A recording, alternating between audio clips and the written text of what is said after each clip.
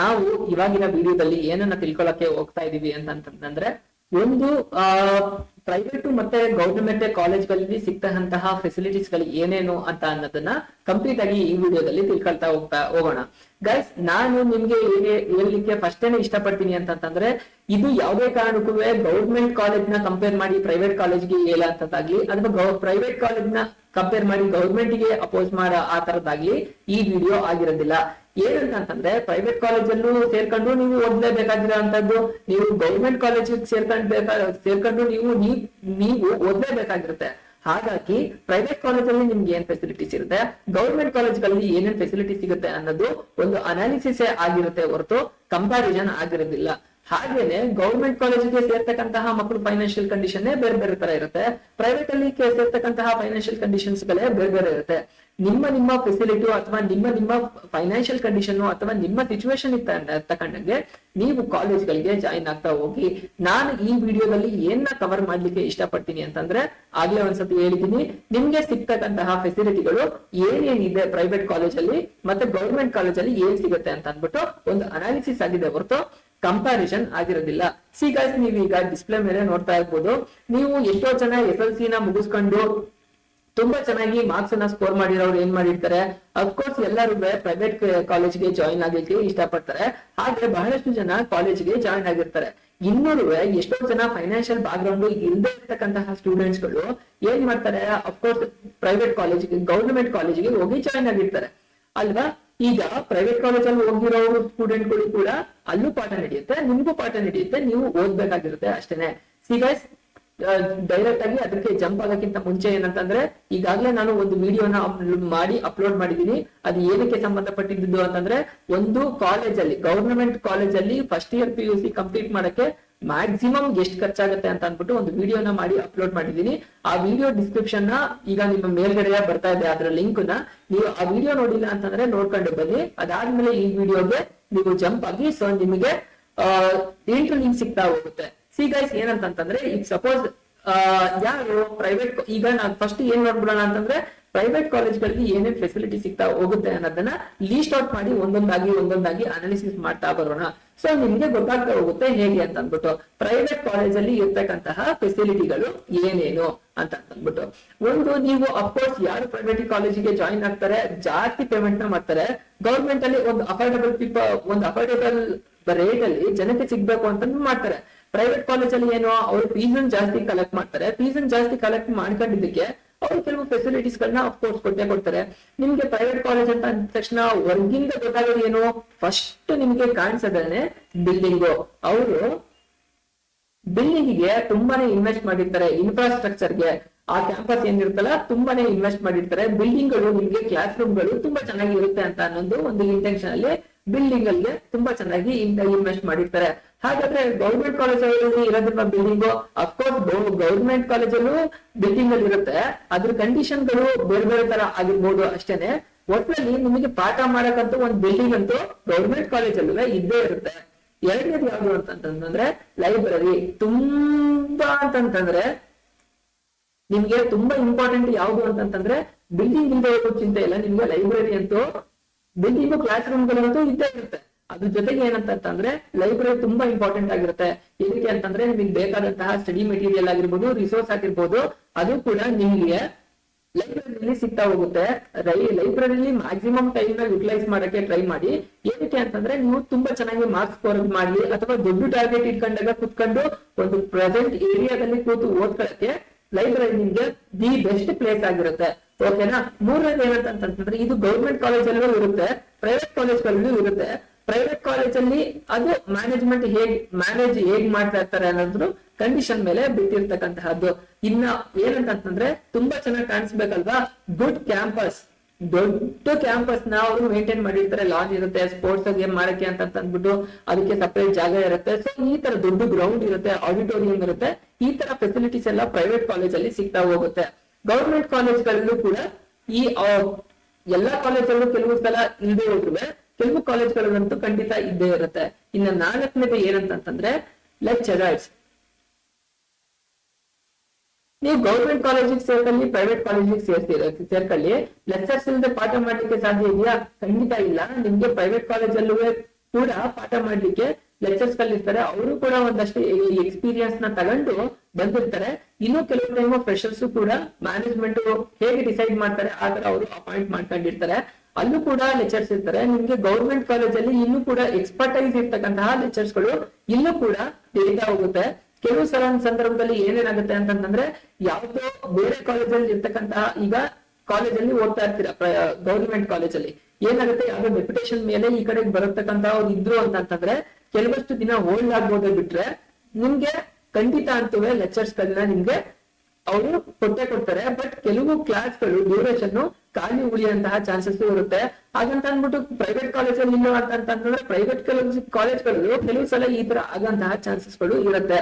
ಇನ್ನು ಲೆಕ್ಚರ್ಸ್ ಗಳು ತುಂಬಾ ಮ್ಯಾಟರ್ ಆಗ್ತಾ ಹೋಗ್ತಾರೆ. ಅವ್ರ ಎಕ್ಸ್ಪೀರಿಯನ್ಸ್, ಅವರ ನಾಲೆಡ್ಜ್, ಟ್ಯಾಲೆಂಟ್ ಎಲ್ಲವೂ ಕೂಡ ಮ್ಯಾಟರ್ ಆಗುತ್ತೆ. ಇನ್ ಏನಂತ ಅಂತಂದ್ರೆ, ಗಾಯ್ಸ್ ನಿಮ್ಗೆ ಆಗ್ಲೇ ಹೇಳಿದೀನಿ, SSLC ತುಂಬಾ ಚೆನ್ನಾಗಿ ಮಾರ್ಕ್ಸ್ ತಗೊಂಡಿರೋ ಅಂತವ್ರು, ಬೇರೆ ಬೇರೆ ಗೋಲ್ ಇಟ್ಕೊಂಡಿರೋ ಅಂತಹದ್ದು, ಮನೆ ಕಡೆ ತುಂಬಾ ಫೈನಾನ್ಷಿಯಲ್ ಬ್ಯಾಕ್ ಗ್ರೌಂಡ್ ತುಂಬಾ ಚೆನ್ನಾಗಿರೋರು ಏನ್ ಮಾಡ್ಬಿಡ್ತಾರೆ, ಟ್ಯಾಲೆಂಟ್ ಇರ್ತಕ್ಕಂತಹ ಸ್ಟೂಡೆಂಟ್ಸ್ ಗಳು ಎಲ್ಲರೂ ಕೂಡ ಮೆಜಾರಿಟಿ ನಾನು ಹೇಳ್ತಾ ಇರೋಂತದ್ದು ಟ್ಯಾಲೆಂಟೆಡ್ ಸ್ಟೂಡೆಂಟ್ಸ್ ಏನ್ ಮಾಡ್ಬಿಡ್ತಾರೆ, ಅವ್ರು ಎಲ್ಲರೂ ಪ್ರೈವೇಟ್ ಕಾಲೇಜಿಗೆ ಸೇರ್ಕೊಳ್ತಾರೆ. ಏನಕ್ಕೆ ಅಂತಂದ್ರೆ, ಎಷ್ಟಾರು ಫೀಸ್ ಆಗ್ಲಪ್ಪ ನಮ್ಮ ಪೇರೆಂಟ್ಸ್ ಕಟ್ತಾರೆ ಅನ್ನೋದು ಅದೊಂದು ಐಡಿಯಾ ಇರುತ್ತೆ.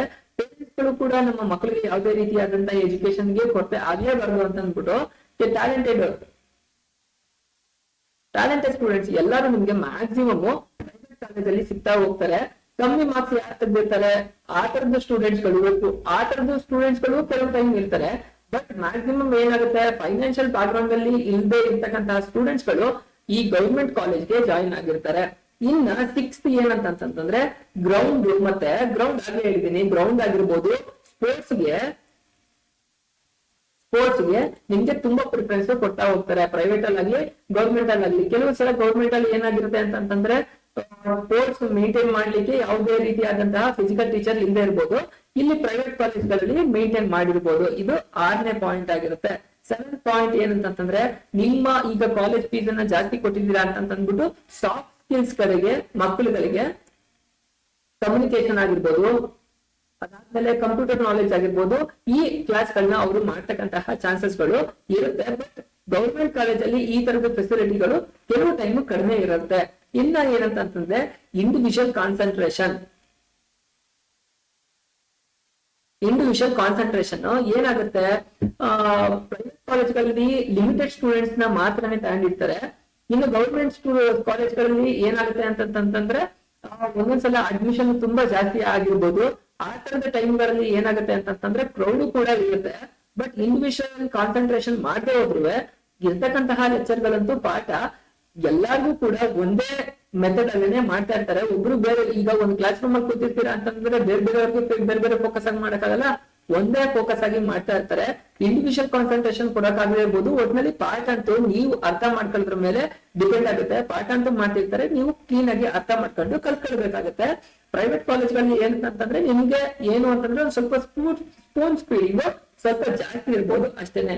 ಇನ್ನು ಅಂತಂದ್ರೆ ಕೆರಿಯರ್ ಡೆವಲಪ್ಮೆಂಟ್ ಪ್ರೋಗ್ರಾಮ್ಗಳು ನಿಮ್ಗೆ ಕೆಲವು ಟೈಮು ಪ್ರೈವೇಟ್ ಕಾಲೇಜ್ಗಳಲ್ಲಿ ಮ್ಯಾಕ್ಸಿಮಮ್ ಮಾಡೇ ಇರ್ತಾರೆ. ನೀವು PUC ಆದ್ಮೇಲೆ ಏನ್ ಮಾಡ್ಬೋದು ಅನ್ನ ಹೇಳಿರ್ತಾರೆ. ಇನ್ನ ಗೌರ್ಮೆಂಟ್ ಕಾಲೇಜ್ಗಳಲ್ಲಿ ಬೇರೆ ಬೇರೆ NGO ಬಂದ್ಬಿಟ್ಟು ನಿಮ್ಗೆ ಈ ಇನ್ಫಾರ್ಮೇಶನ್ ನ ಶೇರ್ ಮಾಡಿರ್ಬೋದು. ನಿಮ್ಮ ಲೆಕ್ಚರ್ ಕೂಡ ಇಂಡಿವಿಜುವಲ್ ಆಗಿ ನೀವು ಡಿಪಾರ್ಟ್ಮೆಂಟ್ ಅಂತಂದ್ರೆ ನೀವು PUC ನ ಮುಗಿಸಿದ್ಮೇಲೆ ಏನೇನ್ ಮಾಡಿರ್ಬೋದು ಅಂತ ಅಂದ್ಬಿಟ್ಟು ಅವರು ಕೂಡ ಇಂಡಿಪೆಂಡೆಂಟ್ ಆಗಿ ಹೇಳಿರಂತಹ ಚಾನ್ಸಸ್ ಗಳು ಇರುತ್ತೆ. ಇನ್ನ ಏನಂತಂದ್ರೆ ನಿಮ್ಮ ಮಾರ್ಕ್ಸ್ ನೀವು ಪ್ರೈವೇಟ್ ಕಾಲೇಜಲ್ಲಿ ಓದ್ಬೇಕಾದ್ರೆ ಏನಾಗುತ್ತೆ, ನೀವು ಜಾಸ್ತಿ ಅಮೌಂಟ್ ಕೊಟ್ಟಿರ್ತೀರ, ಎಲ್ಲ ಆಗಿರುತ್ತೆ. ನಿಮ್ದು ಮ್ಯಾಕ್ಸಿಮಮ್ ಮಾರ್ಕ್ಸ್ ಅನ್ನ ಸ್ಕೋರ್ ಮಾಡಿಸಂತದ್ದೇ ಅಲ್ಲಿಯ ಪ್ರೈವೇಟ್ ಕಾಲೇಜಿನ ಇಂಟೆನ್ಷನ್ ಆಗಿರುತ್ತೆ. ಹಾಗಾಗಿ ಅವ್ರು ಏನ್ ಮಾಡ್ತಾರೆ, ಎಕ್ಸ್ಟ್ರಾ ಕ್ಲಾಸ್ ಗಳನ್ನ ತಗೊಳ್ಳೋ ಅಂತದ್ದಾಗಿರ್ಬೋದು, ಎಕ್ಸ್ಟ್ರಾ ಕ್ಲಾಸ್, ಅದಾದ್ಮೇಲೆ ಎಕ್ಸಾಮ್ಸ್ ಗಳನ್ನ ಕಂಡಕ್ಟ್ ಮಾಡ್ತಿರ್ಬೋದು, ಮಾಕ್ ಟೆಸ್ಟ್ ನ ಇನ್ನೂ ಕಂಡಕ್ಟ್ ಮಾಡ್ತಕ್ಕಂತಹದ್ದು ತುಂಬಾ ಜಾಸ್ತಿ ಮಾಡ್ತಾ ಹೋಗ್ತಾರೆ. ಎಲ್ಲಿ ಪ್ರೈವೇಟ್ ಕಾಲೇಜ್ಗಳಲ್ಲಿ ಮಾಡ್ತಾ ಹೋಗ್ತಾರೆ. ಗೌರ್ಮೆಂಟ್ ಕಾಲೇಜ್ಗಳಲ್ಲಿ ಅವ್ರಿಗೂ ಕೂಡ ತುಂಬಾ ವರ್ಕ್ ಬರ್ಡನ್ ಇರುತ್ತೆ. ಇದನ್ನ ಕೆಲವು ಸಲ ಎಕ್ಸ್ಟ್ರಾ ಕ್ಲಾಸ್ ಗಳನ್ನ ಸಿಲೆಬಸ್ ನ ಅಂತೂ ಖಂಡಿತ ಕಂಪ್ಲೀಟ್ ಮಾಡ್ಕೊಡ್ತಾರೆ. ಎಕ್ಸ್ಟ್ರಾ ಕ್ಲಾಸ್ಗಳು ಸ್ಟೂಡೆಂಟ್ಸ್ ಇನ್ವಾಲ್ವ್ಮೆಂಟ್ ತುಂಬಾ ಜಾಸ್ತಿ ಇದೆ, ನಾವು ಮಕ್ಕಳುಗಳಿಗೆ ಕಲ್ತ್ಕೊಳ್ಳೋ ಇಂಟ್ರೆಸ್ಟ್ ಇದೆ ಅನ್ನೋದಿತ್ತು ಅಂತಂದ್ರೆ ಅವ್ರು ಖಂಡಿತ ಕೂಡ ಮಾಡ್ಕೊಡ್ತಾರೆ. ಸೊ ಇದೇನಂತಂದ್ರೆ ಇಲ್ಲಿ ಈಗ ನಾನು ಪ್ರೈವೇಟ್ ಕಾಲೇಜಲ್ಲಿ ಇರ್ತಕ್ಕಂತಹ ಫೆಸಿಲಿಟೀಸ್ ಗಳು ಏನು ಅನ್ನೋದು ಹೇಳಾಯ್ತು. ಇಲ್ಲಿ ಇರ್ತಕ್ಕಂತಹ ಫೆಸಿಲಿಟಿಗಳು ಕೆಲವು ಸಂದರ್ಭದಲ್ಲಿ ಎಷ್ಟೋ ಪ್ರೈವೇಟ್ ಕಾಲೇಜ್ ಗೌರ್ಮೆಂಟ್ ಕಾಲೇಜುಗಳಲ್ಲೂ ಕೂಡ ಇರುತ್ತೆ. ಅಂತಹ ಕಾಲೇಜ್ಗಳು ಇತ್ತು ಅಂತಂದ್ರೆ ಅಂತ ಕಾಲೇಜ್ಗಳಿಗೆ ನೀವು ಜಾಯಿನ್ ಆಗಿ, ಓಕೆನಾ. ಅದು ಒಂದಾಗಿತ್ತು. ಈಗ ಗೌರ್ಮೆಂಟ್ ಕಾಲೇಜಲ್ಲಿ ಏನಾಗುತ್ತೆ ಅಂತಂದ್ರೆ ಅಲ್ಲೂ ಕೂಡ ಕೆಲವು ಸ್ಟೂಡೆಂಟ್ಸ್ ಗಳ ಜೊತೆ ಸೇರಿ ಇನ್ನು ಕೆಲವು ಮಕ್ಕಳುಗಳು ಹಾಳಾಗ್ತಕ್ಕಂತಹ ಚಾನ್ಸಸ್ ಇರುತ್ತೆ. ಹಾಗಂತ ಅಂದ್ಬಿಟ್ಟು ಪ್ರೈವೇಟ್ ಕಾಲೇಜಲ್ಲಿ ಎಲ್ಲರೂ ಒಳ್ಳೆ ಹುಡುಗರು ಇರ್ತಾರೆ ಅಂತಲ್ಲ. ನೀವು ಎಂತ ಅಟ್ಮಾಸ್ಫಿಯರ್ ಅಲ್ಲಿ ಇರ್ತೀರಾ, ಹೇಗೆ ಕಲಿತೀರಾ ಅನ್ನೋದು ತುಂಬಾ ಮ್ಯಾಟರ್ ಆಗುತ್ತೆ. ಸಿ ಗೈಸ್, ಒಟ್ನಲ್ಲಿ ನೀವು ಯಾವ್ದೇ ಕಾಲೇಜ್ ಸೇರ್ತಾರೆ, ಪ್ರೈವೇಟ್ ಕಾಲೇಜೇ ಸೇರಿ ಅಥವಾ ಗೌರ್ಮೆಂಟ್ ಕಾಲೇಜೇ ಸೇರಿ, ನೀವಂತೂ ಎಲ್ಲೇ ಇದ್ರು ಓದ್ಲೇಬೇಕಾಗುತ್ತೆ ಅನ್ನೋದು ಮೈಂಡ್ ಅಲ್ಲಿ ಫಿಕ್ಸ್ ಆಗಿರ್ಕೊಳ್ಳಿ. ಓದೋರು ಎಲ್ಲೇ ಇದ್ರು ಓದ್ತಾರೆ, ಅದು ಇನ್ನೂ ಮೇನ್ ಆಗಿ ಇರ್ತಕ್ಕಂತಹದ್ದು. ಯಾಕೆ ನಿಮಗೆ ಪ್ರೈವೇಟ್ ಕಾಲೇಜಲ್ಲಿ ತುಂಬಾ ರ್ಯಾಂಕ್ ಓದೋರು ತೆಗೆದವ್ರು ಇಲ್ವಾ, ಹಾಗೆ ಗೌರ್ಮೆಂಟ್ ಕಾಲೇಜಲ್ಲಿ ಯಾಕೆ ತುಂಬಾ ಒಳ್ಳೆ ಮಾರ್ಕ್ಸ್ ಅನ್ನ ಸ್ಕೋರ್ ಮಾಡಿದ್ರೆ, ಡಿಸ್ಟಿಂಕ್ಷನ್ ಹೈಯೆಸ್ಟ್ ಮಾರ್ಕ್ಸ್ ಅನ್ನು ಸ್ಕೋರ್ ಮಾಡಿದವ್ರಿಲ್ವಾ, ಖಂಡಿತ ಇದ್ದೇ ಇರ್ತಾರೆ. ಓದ್ತಕ್ಕನ್ನೋದನ್ನ ಮನಸ್ಸಲ್ಲಿ ಇಟ್ಕೊಂಡ್ರೆ ನೀವು ಖಂಡಿತವಾಗಿಯೂ ಮಾರ್ಕ್ಸ್ ಅನ್ನ ಸ್ಕೋರ್ ಮಾಡ್ಬೋದು. ಇನ್ನೊಂದು, ಗೌರ್ಮೆಂಟ್ ಕಾಲೇಜಿನ ಸೇರಿರ್ತಕ್ಕಂತಹ ಸ್ಟೂಡೆಂಟ್ಸ್ ಗಳಿಗೆ ನಾನು ಏನ್ ಇಷ್ಟಪಡ್ತೀನಿ ಅಂತಂದ್ರೆ, ನೀವು ಮೈಂಡ್ ಅಲ್ಲಿ ಯಾವುದೇ ರೀತಿಯಾದಂತಹ ಇನ್ಫೀರಿಯಾರಿಟಿ ಇಟ್ಕೊಳ್ಬೇಡಿ. ನಾವು ಪ್ರೈವೇಟ್ ಕಾಲೇಜ್ ಅಲ್ಲಿ ಸೇರಿದ್ರೆ ಇನ್ನೂ ತುಂಬಾ ಚೆನ್ನಾಗಿ ಫೆಸಿಲಿಟಿ ಸಿಕ್ತಿತ್ತೇನೋ, ನಾವು ಇಂಥ ಕಾಲೇಜಿಗೆ ಸೇರ್ಬಿಟ್ವಲ್ಲ ಏನಾಯ್ತು, ನಮಗೆ ಕ್ಲಾಸ್ ಗಳು ನಡೀತಿರ್ಲಿಲ್ಲ ಕರೆಕ್ಟ್ ಆಗಿ ಅನ್ನೋದು ಇರ್ಬೋದಲ್ಲ ನಿಮ್ಗೆ. ಆದ್ರೆ ನೀವು ಇವತ್ತು ಆ ತರ ಅನ್ನಿಸ್ತಿರ್ಬೋದು ಮನಸ್ಥಿತಿ, ಬಟ್ ನೀವು ಮೆಂಟಲಿ ಫಿಕ್ಸ್ ಆಗಿ ನಾನು ಕಾಲೇಜಿಗೆ ಬರ್ತಾ ಇರ್ತಕ್ಕಂತಹದ್ದು ಏನಂತಂದ್ರೆ ಇಲ್ಲಿಯ ಪಾಠ ಕಲಿಯಕ್ಕೆ ಆಗ್ಲಿ, ಇಲ್ಲಿ ಕ್ಯಾಂಪಸ್ ನೋಡಿ ಆಗ್ಲಿ, ಅಥವಾ ಇಲ್ಲಿ ಅಟ್ಮಾಸ್ಫಿಯರ್ ನೋಡಿ ಆಗಿರ್ಲಿ, ಇಲ್ಲಿಯ ಬಿಲ್ಡಿಂಗ್ ಗಳನ್ನ ನೋಡಿ ಆಗಿರ್ಲಿ ಅಲ್ಲ, ಇಲ್ಲಿ ಲೆಕ್ಚರ್ಸ್ ಗಳಿದ್ದಾರೆ. ಲೆಕ್ಚರ್ಸ್ ಗಳು ಕೂಡ ನಾವು ಕಾಲೇಜಲ್ಲಿ ಓದ್ಬೇಕಾದ್ರೆ ಹೇಗಿತ್ತು ಅಂತಂದ್ರೆ ಡೆಪ್ಯುಟೇಷನ್ ಮೇಲೆ ಬರ್ತಕ್ಕಂತಹ ಲೆಕ್ಚರ್ಸ್ ಗಳು ಇದ್ರು. ಬಟ್ ಅವರು ತಿಂಗಳಗಟ್ಲೆ ಸ್ವಲ್ಪ ಡಿಲೇ ಆಗಿತ್ತು. ಆಗ ನಮ್ಗೆ ಕ್ಲಾಸ್ಗಳು ಕೂಡ ಇಂಬ್ಯಾಲೆನ್ಸ್ ಆಗಿತ್ತು, ಕ್ಲಾಸ್ಗಳು ಎಷ್ಟೋ ಸಬ್ಜೆಕ್ಟ್ ಗಳಲ್ಲಿ ನಡೆದಿರ್ಲಿಲ್ಲ. ಸೊ ಈ ತರದ್ದು ಗೌರ್ಮೆಂಟ್ ಕಾಲೇಜಲ್ಲಿ ಕೆಲವು ಸಲ ಫೆಸಿಲಿಟೀಸ್ ಗಳು ಕಮ್ಮಿ ಸಿಗ್ತಾ ಹೋಗುತ್ತೆ. ಆ ಟೈಮಲ್ಲಿ ನಾವ್ ಏನ್ ಮಾಡಿದ್ದು ಅಂತಂದ್ರೆ, ಈಗಿನ ಕಾಲದಲ್ಲಿ ನಿಮ್ಗೆಲ್ಲ ಏನಿದೆ ಡಿಜಿಟಲಿ ನೀವು ತುಂಬಾ ಅಡ್ವಾನ್ಸ್ ಆಗಿದ್ದೀರಾ. ನೀವು ಕೂತ್ಕೊಂಡ ಜಾಗದಲ್ಲಿ ನಿಮ್ಗೆ ಆನ್ಲೈನ್ ಅಲ್ಲಿ ಕ್ಲಾಸ್ ಗಳನ್ನ ನೋಡ್ತಾ ಹೋಗ್ಬೋದು. ಯೂಟ್ಯೂಬ್ ಅಲ್ಲಂತೂ ಬೇಕಾದಷ್ಟು ಕ್ಲಾಸ್ ಗಳನ್ನ ಈಗಾಗಲೇ ಅಪ್ಲೋಡ್ ಮಾಡಿದ್ದಾರೆ, ನೀವು ಕೂತ್ಕೊಂಡ ಜಾಗದಲ್ಲೇ ನೋಡ್ಬೋದು. ಬಟ್ ನಾವ್ ಏನ್ ಮಾಡಿದ್ದು ಅಂತಂದ್ರೆ, ನಮ್ಗೆ ಏನು ಫೆಸಿಲಿಟಿ ಇರ್ಲಿಲ್ವಲ್ಲ ಅಂತ ಅಂದ್ಬಿಟ್ಟು ಆ ಟೈಮ್ ಅಲ್ಲಿ ನಾವು ಒಂದು ಅಕಾಡೆಮಿಕ್ ಸೇರ್ಕೊಂಡಿದ್ದು. ಆ ಅಕಾಡೆಮಿಲಿ ಕೂಡ ತುಂಬಾ ಚೆನ್ನಾಗಿ ನಮ್ಗೆ ಪಾಠವನ್ನ ಮಾಡ್ಕೊಡ್ತಾ ಇದ್ರು ಸರ್ಗಳು. ಅದಾದ್ಮೇಲೆ ನಮ್ಗೆ ಒಂದು 2 to 3 months ಆದ್ಮೇಲೆ ಕಾಲೇಜಲ್ಲಿ ಲೆಕ್ಚರ್ ಬಂದ್ರು, ಅವರು ಕೂಡ ಚೆನ್ನಾಗಿ ಹೇಳ್ಕೊಟ್ರು. ಎಲ್ಲಾ ಕಡೆಯಿಂದ ಕಂಬೈನ್ಡ್ ಆಗಿ ನಾವು ಒಳ್ಳೆ ಮಾರ್ಕ್ಸ್ ಅನ್ನ PUC ಅಲ್ಲಿ ಸ್ಕೋರ್ ಮಾಡಕ್ಕೆ ಅನುಕೂಲ ಆಯ್ತು. ಸೊ ಗೈಸ್, ನಾನು ಏನ್ ಹೇಳಕ್ ಇಷ್ಟಪಡ್ತಿದ್ದೀನಿ, ನೀವು ಗೌರ್ಮೆಂಟ್ ಕಾಲೇಜಲ್ಲಿ ಈಗ ಯಾರು ಜಾಯಿನ್ ಆಗಿದ್ದೀರಲ್ಲ, ಆ ಇನ್ಫೀರಿಯಾರಿಟಿ ನಿಮ್ಮ ಮೈಂಡ್ ಅಲ್ಲಿ ಕಾಡ್ಸಂತದ್ ಬೇಡ. ದೊಡ್ಡ ಒಂದು ಟಾರ್ಗೆಟ್ ನ ಇಟ್ಕೊಳ್ಳೋದ್ರಿಂದ ನೀವು ಈ PUC ಏನಿದೆಯಲ್ಲ ಅದನ್ನ ಈಸಿಯಾಗಿ ಸ್ಕೋರ್ ಮಾಡ್ಬೋದು. ನೀವು ದೊಡ್ಡ ಟಾರ್ಗೆಟ್ ಇಟ್ಕೊಂಡಾಗ ಜಾಸ್ತಿ ಓದ್ಬೇಕಾಗತ್ತೆ. ಯಾವಾಗ ಜಾಸ್ತಿ ಓದ್ತೀರಾ, ಈ PUC ಓದ್ತಾ ಇರೋದು ತುಂಬಾ ಕಡಿಮೆ ಅಂತ ಅನ್ಸುತ್ತೆ, ಸಿಲೆಬಸ್ ಎಲ್ಲ ಇಷ್ಟಿನ ಇರೋದು ಅಂತ ಅನ್ಸುತ್ತೆ.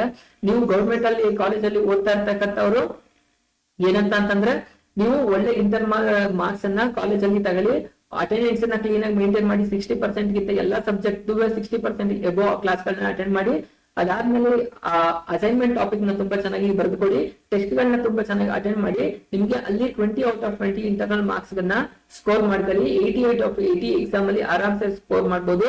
ಅಪ್ಲೋಡ್ ಮಾಡ್ತಕ್ಕಂತಹ ವಿಡಿಯೋಗಳನ್ನ ಯಾವುದೇ ಕಾರಣಕ್ಕೂ ಮಿಸ್ ಮಾಡಬೇಡಿ. ಒಂದು ಟಾರ್ಗೆಟ್ ಇಟ್ಕೊಳ್ಳಿ ಈಗ್ಲೇನೆ. ಪ್ರೊಫೆಷನಲ್ ಸ್ಟಡೀಸ್ ಕಾರು ಆಗಿರ್ಬೋದು, ಹೈಯರ್ ಸ್ಟಡೀಸ್ ಹೋಗ್ಬೇಕು ಅಂತಾನೆ ಆಗಿರ್ಬೋದು, ಒಂದು ಗೌರ್ಮೆಂಟ್ ಎಂಪ್ಲಾಯ್ಮೆಂಟ್ ತಗೊಳ್ಬೇಕು ಅಂತಾನೆ ಆಗಿರ್ಬೋದು, ಪ್ರೈವೇಟ್ ಸೆಕ್ಟರ್ ಹೋಗ್ಬೇಕು, ಏನೋ ಒಂದು ಟಾರ್ಗೆಟ್ ನ ಇವತ್ತಿಂದನೇ ಇಟ್ಕೊಳ್ಳಿ. ಇನ್ಫೀರಿಯಾರಿಟಿ ಕಾಡ್ಸೋ ಅಂತದ್ದು ಬೇಡ. ನಾವು ಪ್ರೈವೇಟ್ ಅಲ್ಲಿ ಓದೋ, ಗೌರ್ಮೆಂಟ್ ಅಲ್ಲಿ ಓದೋ ಅಂತ ಅಂದ್ಬಿಟ್ಟು ನಿಮಗೆ ಮಾರ್ಕೆಟ್ ಅಲ್ಲಿ ಎಷ್ಟೇ ದೊಡ್ಡ ಸರ್ಟಿಫಿಕೇಶನ್ ಇತ್ತು ಅಂತಂದ್ರು ಅದಕ್ಕೆ ವ್ಯಾಲ್ಯೂ ಇರೋದಿಲ್ಲ. ನೀವ್ ಏನ್ ಮಾಡ್ಬೇಕು ಗೊತ್ತಾ, ನಿಮ್ಗೆ ಸ್ಕಿಲ್ಸ್ ಏನೇ ತುಂಬಾ ಮ್ಯಾಟರ್ ಆಗಂತದ್ದು. ಈಗ್ಲಿಂದನೇ PUC ಇಂದನೇ ಒಳ್ಳೊಳ್ಳೆ ಸ್ಕಿಲ್ಸ್ ಗಳನ್ನ ಪ್ರೊಫೆಷನಲಿ ಏನೇನ್ ಮಾಡ್ಬೋದು, ಒಂದು ಬಿಸ್ನೆಸ್ ಮಾಡಿದ್ರೆ ಹೇಗೆಲ್ಲ ಡೆವಲಪ್ ಆಗ್ಬೋದು ಅಂತ ಹೋಲಿಸ್ಟಿಕ್ ಅಪ್ರೋಚ್ ಅಲ್ಲಿ ನೀವು ಕೂತು ಯೋಚನೆ ಮಾಡಿ ನೀವು ಕೂಡ ಸಕ್ಸಸ್ ನ ಕಾಣ್ಬೋದು ಅದನ್ನ ಹೇಳ್ತೀನಿ. ಸೊ ಇದಾಗಿತ್ತು ಇವತ್ತಿನ ಕಂಪ್ಲೀಟ್ ವಿಡಿಯೋ. ನಿಮ್ಗೆ ಇನ್ನೂ ಏನಾದ್ರು ಡೌಟ್ ಗಳು ಇದೆ ಅಂತಂದ್ರೆ ಕೇಳಿ. ಸ್ಕಾಲರ್ಶಿಪ್ ಗೆ ಸಂಬಂಧಪಟ್ಟಂಗೆ ವಿಡಿಯೋಗಳನ್ನ ಮಾಡಿ ಅಪ್ಲೋಡ್ ಮಾಡಿದೀನಿ. ಅದಾದ್ಮೇಲೆ ಈಗಾಗಲೇ ಬಹಳಷ್ಟು ಸ್ಕಾಲರ್ಶಿಪ್ ಗಳು ಓಪನ್ ಆಗಿದೆ ಅಪ್ಲೈ ಮಾಡ್ಲಿಕ್ಕೆ. ಅದಾದ್ಮೇಲೆ ನಿಮ್ಗೆ ರೆಗ್ಯುಲರ್ ಕ್ಲಾಸ್ ಗಳನ್ನ ಅಪ್ಲೋಡ್ ಮಾಡಿದೀನಿ, ಪ್ರತಿದಿನ 1 hour ಕೂತ್ಕೊಂಡು ನೋಡಿ. ಅದಾದ್ಮೇಲೆ ಪ್ರೊಫೆಷನಲ್ ಸ್ಟಡೀಸ್ ಕೋರ್ಸ್ ಗಳು ಏನೇನಿದೆ ಅಂತ, ಹೈಯರ್ ಸ್ಟಡೀಸ್, ಕೆರಿಯರ್ ಡೆವಲಪ್ಮೆಂಟ್ ಗೆ ಅವನ್ನೆಲ್ಲ ನೋಡ್ತಾ ಹೋಗಿ. ಸೊ ನಿಮ್ಗೆ ತುಂಬಾ ಇನ್ಫಾರ್ಮೇಶನ್ ಸಿಗ್ತಾ ಹೋಗುತ್ತೆ. ಸೊ ಇದಾಗಿತ್ತು ಇವತ್ತಿನ ದಿನದ ಒಂದು ಪ್ರೈವೇಟ್ ಕಾಲೇಜಲ್ಲಿ ಇರ್ತಕ್ಕಂತಹ ಫೆಸಿಲಿಟಿ ಮತ್ತು ಗೌರ್ಮೆಂಟ್ ಕಾಲೇಜಲ್ಲಿ ಇರ್ತಕ್ಕಂತಹ ಫೆಸಿಲಿಟೀಸ್ ಗಳು. ತುಂಬಾ ಚೆನ್ನಾಗಿ ಓದಿ ಅದಾದ್ಮೇಲೆ ನಿಮ್ಮ ಕೆರಿಯರ್ ನ ತುಂಬಾ ಚೆನ್ನಾಗಿ ಮಾಡ್ಕೊಳ್ಳಿ ಅಂತ ಅಂದ್ಬಿಟ್ಟು ಇವತ್ತಿನ ಏನು ಸೆಷನ್ ಇತ್ತು ಅದನ್ನ ಕ್ಲೋಸ್ ಮಾಡೋಣ. ನೆಕ್ಸ್ಟ್ ಕ್ಲಾಸ್ ಗಳಲ್ಲಿ ಮತ್ತೆ ಸಿಗ್ತಾ ಹೋಗೋಣ.